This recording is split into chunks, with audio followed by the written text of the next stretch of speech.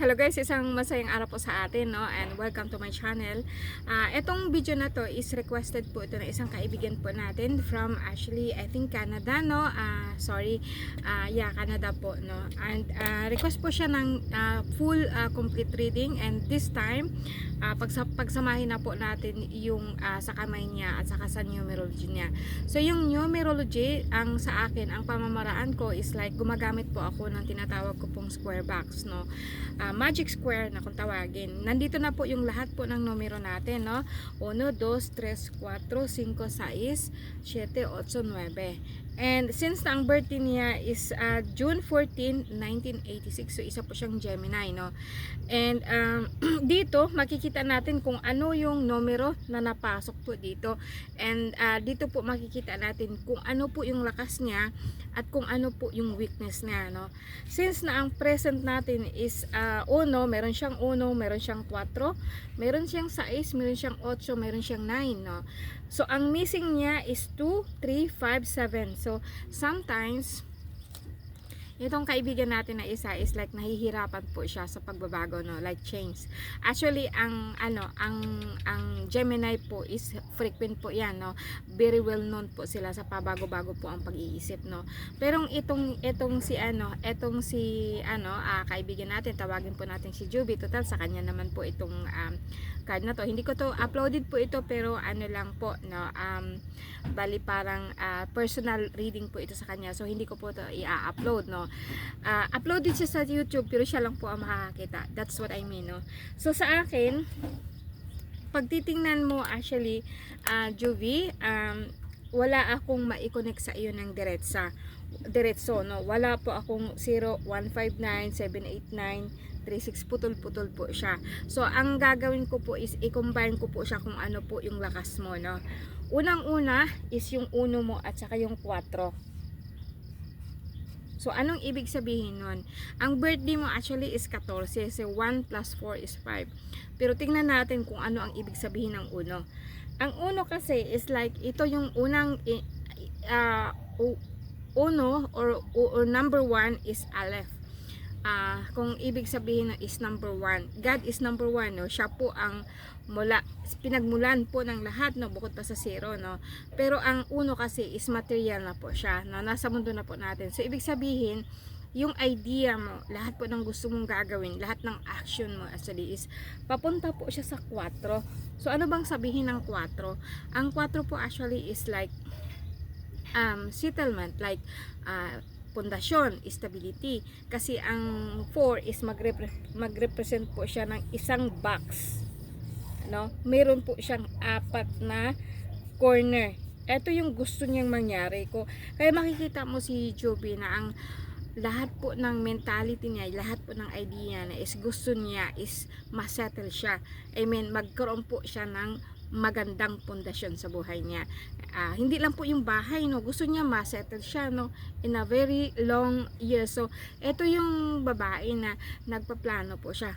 Kung tutuusin nga po is napakataliwas po ng pag-uugali ni Joby sa isang Gemini. Ako Gemini ako, and parehas lang kami niyan, 5. Pero sa akin kasi minsan naboboring po ako sa plano, no. Pero siya nakaplano talaga ang lahat ng gusto niyang gawin.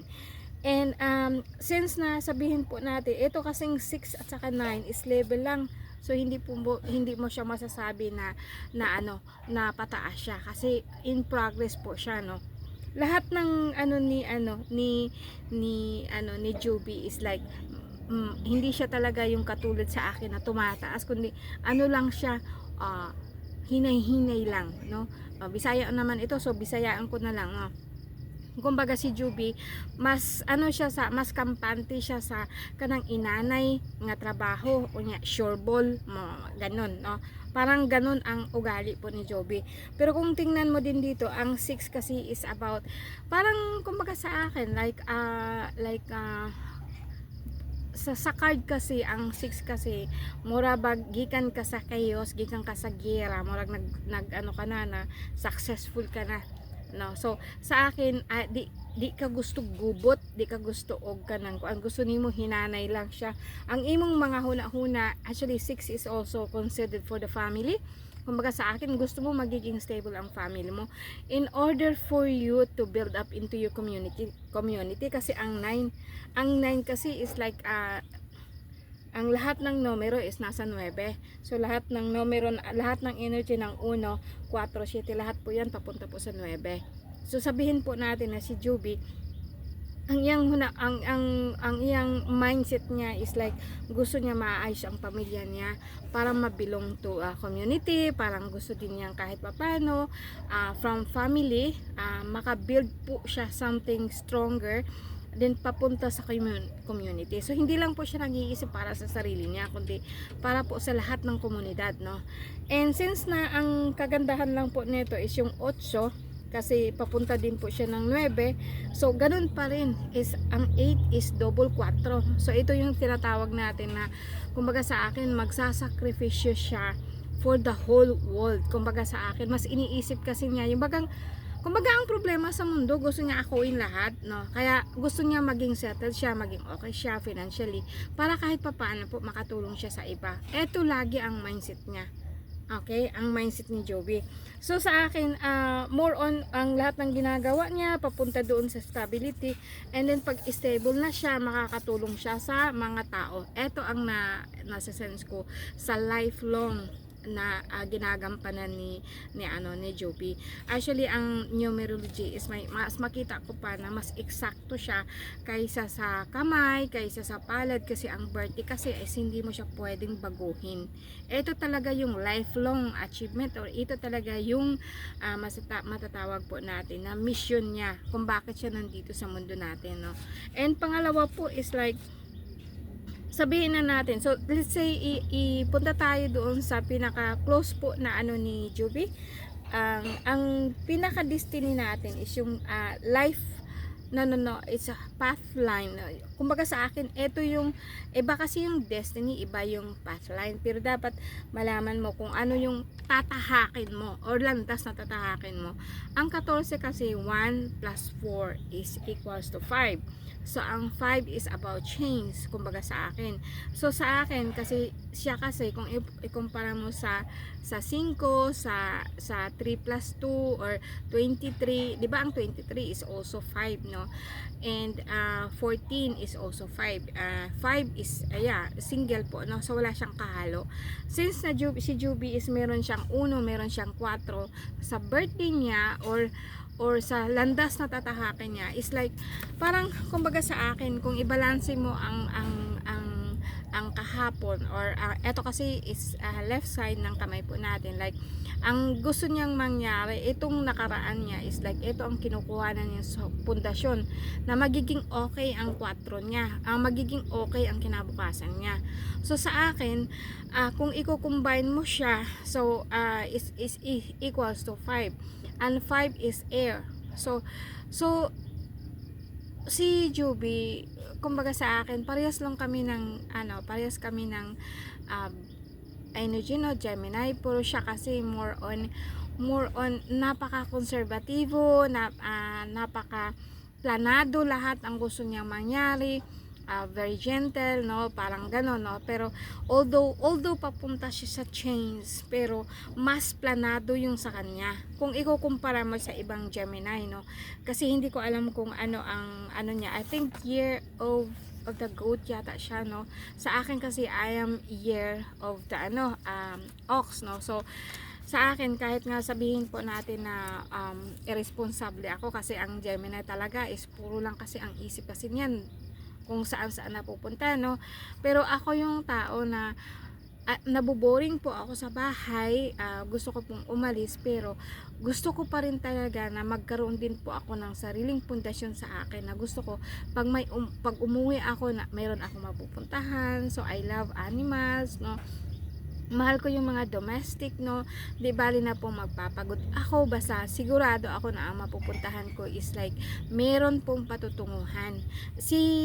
Lalong na itong si Joby kasi po sa kanya kasi as I said, no, nakaplanado lahat, no. Gusto niya, hindi siya yung katulad sa akin na padalos-dalos, no. Sa kanya kasi kung may gusto siyang gawin is like gusto niya talaga pong naka-plaster tanan, no. And padating natin kung bilangin mo, ang destiny naman is makukuha mo sa buong numero.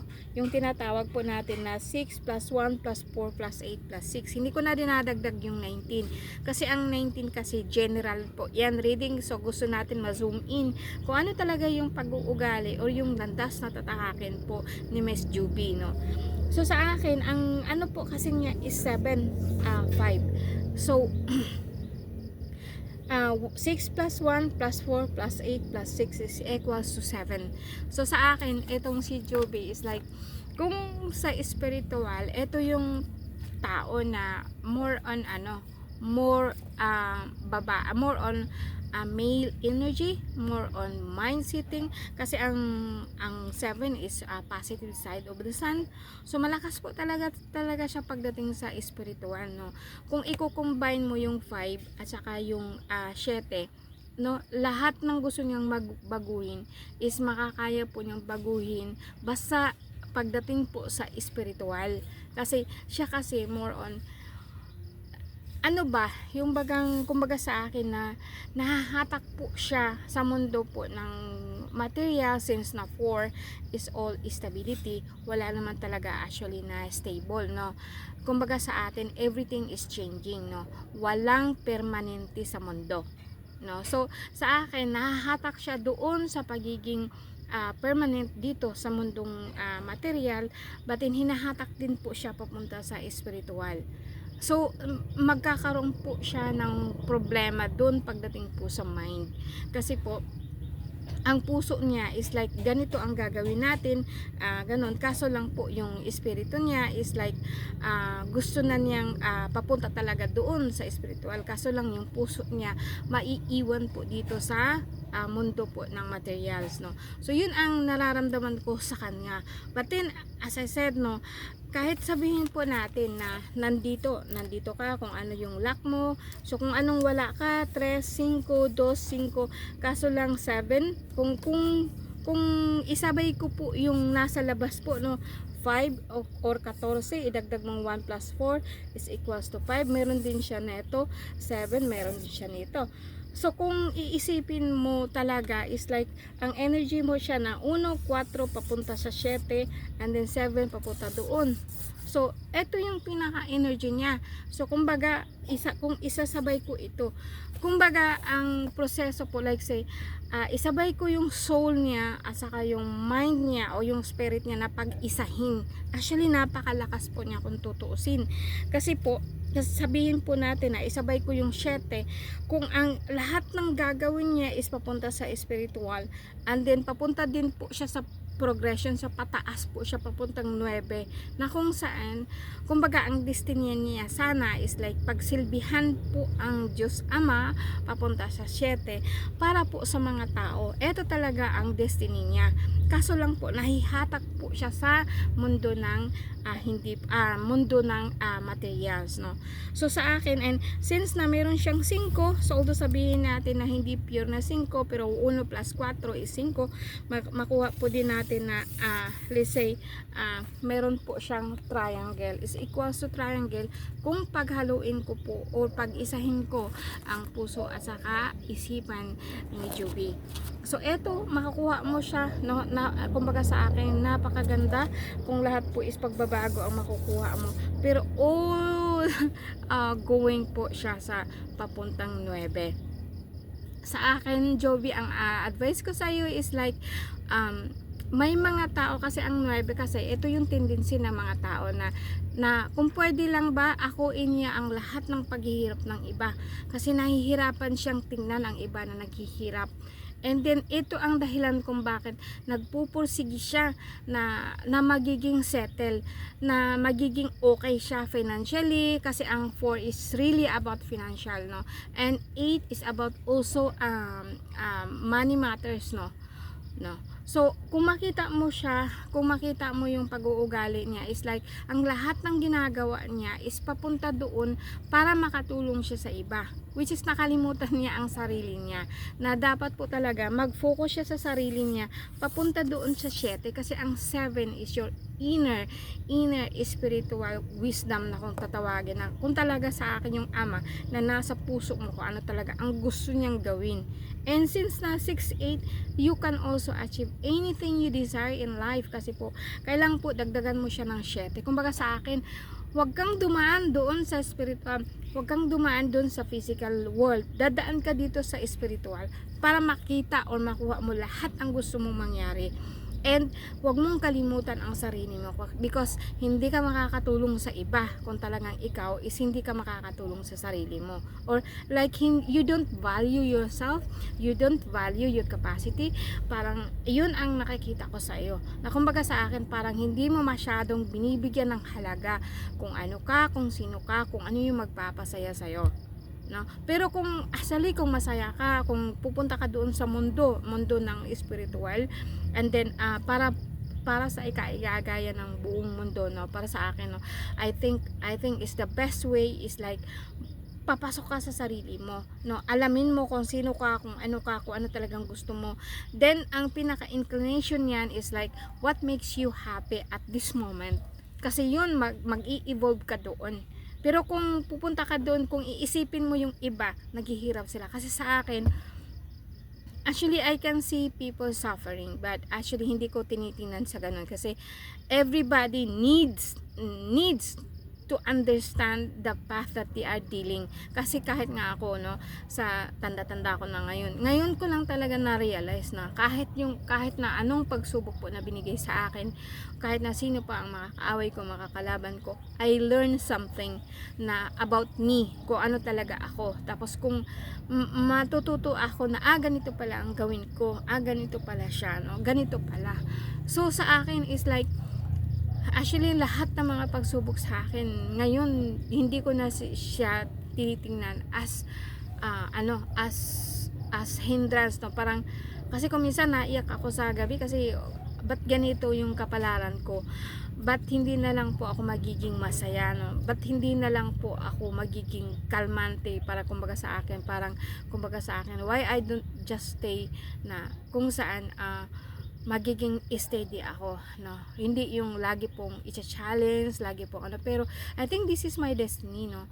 So tinatanggap ko siya fully, and maybe I know na hindi po ako pababayaan ng Diyos Ama. Doon lang po ako talagang kumukuha ng lakas, at saka sa inyo, no?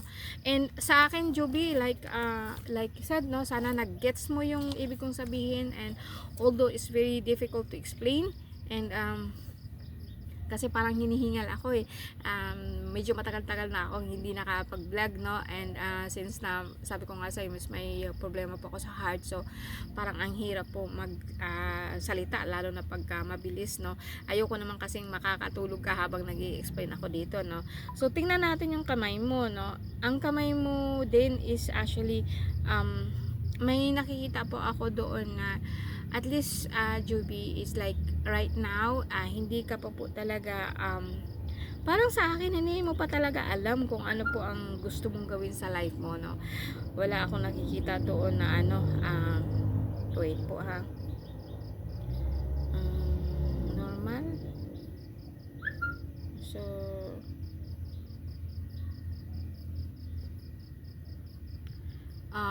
we have 18 minutes, no. Hindi naman ganun katagal, or sa YouTube ko na iba halos ako sana yung pangalan mo dito,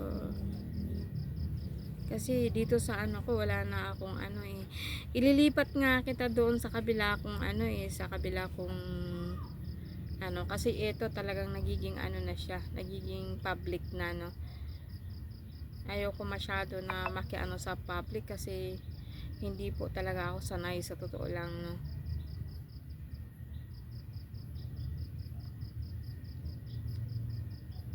Joby Walfeld. Ito nga na ko na hindi ko na makita ito. So andito yung kamay mo actually, and nakita ko din ito, no. So I think na-explain ko na sa iyo, no, na meron din po ako nakita dito na swerte.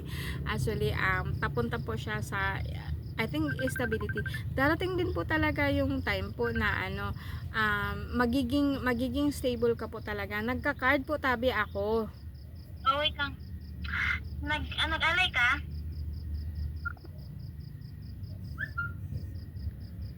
So sa akin like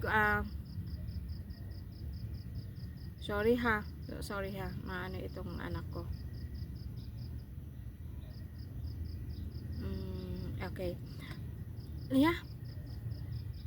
Hindi ko na ito hindi ko na i-edit ha, kasi ang tagal po kasi pag i-edit ko, yun ang pinakaayaw ko. And gamutin po kita yung alisin ko yung nasa itim mo. So itong kamay mo is like may nakita din po ako actually dito, Juby, na naghirap ka po when you were young, no? Sa young age mo talaga is parang nahihirapan ka, no? And matagal ka po nakaka-recover nun. May nakita din po akong bali dito sa likod mo, or may tama ka dyan sa likod na yan. And meron din po akong nakikita na kumbaga sa akin, meron din po kasing nakikialam sa iyo within your family, no? About your destiny. And pero sa akin, lahat ng pagdating sa pera, okay ka po, na magiging stable ka po within the money, and yung stability na ina-acquire mo, makukuha mo po yun, pero late in life, no? And sa akin, may nakita po ako dito sa kamay mo na parang nagba-blurred po yung paningin mo kuminsan. So pasma, pero more on sa tummy mo, may nakita ko sa tiyan mo. So then may nakita po akong parang pagkalaki-laking isla pagdating po sa lifeline mo, at saka dito sa destiny line mo, no? So sa akin, meron po ako nakikita din po na medyo nakakita ka po kung ano mo siya sa heartline mo, no? So stability, pero hindi magulo utak mo. Ang makikita ko lang po talaga is pagdating po sa, sabihin po natin na karangyaan, pera, parang kumbaga sa akin, hindi ka masyadong nagpupursige. Kumbaga sa akin, hindi ka nag-aim po na talaga pong yayaman ka. Basta ang sa akin, sa iyo lang po is like yung magiging okay ka, magiging stable ka, no? So yun ang nakikita ko sa'yo. Meron din akong nakikita na parang malabo po ikaw na magkaanak, and wala po akong nakikita na bata or something. And may nakita din po ako na kumbaga is you are a very stable person. Kumbaga sa akin, hindi ko nakikita dito na masyadong, kumbaga sa akin tama lang, no? Hindi ka masyadong dikit sa mga tao, pero you also not like, kumbaga tama lang, no? Ikaw yata, Juby, ang makikita akong Gemini na napaka-steady ng mind. Kung titingnan mo yung kamay ko, actually is napakahiwalay po ng laliri ko. Pero pagdating dito sa tatlo, talagang steady po siya, no? So sa akin, yung mind ko is nakahiwalay po talaga siya when it comes to pero yung sa iyo is like very steady ka pagdating sa pera. Okay ka po, no? Huwag ka po mag-alala, lahat po ng gusto mo mangyari. May nakikita din po akong pananakit ng ulo mo, no? Sa sentro, like dito yan, manhid po siya. Actually, Juby, may nakita kasi ako na blockage po sa mind mo, no? Na para pong hindi binibigay sa iyo ang lahat ng memory, or may nakatago po sa something sa iyo is like spiritual na, kumbaga sa akin, binablock po yung mind mo na mabuksan po ang lahat po ng memory mo in the past, no? Nakita ko dito sa kamay ngayon lang po din, no? Ngayon ko lang siya napansin, no? And sa akin, may travel po akong nakikita sa'yo, maybe from Philippines going to Canada, and magiging okay ka po dyan. And pagdating naman po sa asawa mo is like you are also very lucky in a partnership. May pera po kayo, no? Siguro dahil nga po sa yung asawa mo, kung ikukumpara po natin sa Filipino. And kaya lang po kasi kung minsan ang pera mo kasi is pababa, so may kita ka na sana, may pera ka na sana, kaso lang po nawawala po, no? Kasi yung tail po niya nasa ibabaw, no? Pero sa akin, it's lucky nonetheless, kasi pagdating kasi doon sa baba, kahit nawawala yung pera mo, merong bumabalik sa iyo na mas malaki, no? So sa akin still very lucky, no, sa sign po pagdating dito sa ano mo. Isi-send ko ito sa iyo on ano, so sana po magigets mo na lang, hindi ko na siya one by one. Ito yung nakaraan mo, no. So all in all, makita ko talaga pong nahihilo ka and may blurry vision ka pa pong tingnan po natin sa card mamaya, no, kung ang nakikita ko sa isipan. Pagdating dito sa yung binasa ko sa iyo kasi kanina is left side, no. Pagdating natin dito, tignan natin pagdating sa future mo, you are very loving person, okay naman po ikaw. Sa ngayon may nakita po akong nakikitang pamamanhid ng puson mo, no. And dito nakita ko na talaga yung ano mo, yung parang swerte mo. You are very lucky, may pera ka po, no, pagdating po sa lifeline sa kabila. So yung sabi ko sa iyo na magkakaroon ka rin ng stability na inaano mo is like it's okay, walang hadlang sa mga pangarap mo, like you are continuously aspiring na mag-grow. So makikita ko, and meron ka pong talent. I think maganda ka rin pong kumanta, no, I don't know, pero dito nakikita ko, no. So dito mas clear po ang pamamanhid po ng actually parang sa chest mo, and since na nasa ano po siya ng dibdib, so more on baka pwede po na mag-inom ka po ng maligamgam na tubig every night bago ka po mag-retire sa bed, or before or bago ka po paggising mo, mag-inom ka na po ng maligamgam po na tubig para maibsan. And sa so far is good. And then yung sabi ko sa iyo dati po na meron ka pong trauma nung bata ka pa, medyo naka-recover ka na lately, parang hindi ka na masyadong nasasaktan nun, and okay na po siya. So yung pananakit din po ng ulo mo is like yung mind mo is nag-o-open na po siya, hindi na siya ganun kagrabe, no. So tignan na lang po natin sa espiritu mamaya kung ano talaga nangyari sa iyo sa card po, ano. So that's it for the pinagsama ko na po yung card at sa yung palm reading at saka yung ano, yung sa card sa numerology, no. I hope you enjoy this one, Joby. Thank you very much, no, for trusting me, and actually gusto talaga kita din. I think mag-collaborate po tayo, no, na we'll do something like online, and pwede ka po mag-guest po sa platform ko. I really tried po na magiging professional itong platform po natin, no, and I'm aiming po na sa reels kikita tayo kasi gusto ko pong mag-donate po talaga sa mga bata. That's what I'm aiming for. Gusto kong magkaroon po ng ano na para kahit papaano po, bukod sa kinikita ko, may kita pa ako na iba para makatulong po ako sa mga bata, no. Thank you very much po, and good night. I-send ko kaagad sa ito, upload ko ulit sa iyo para mabasa mo, paulit-ulit mo pong mapakinggan po, no. Thank you guys, thank you po, Joby.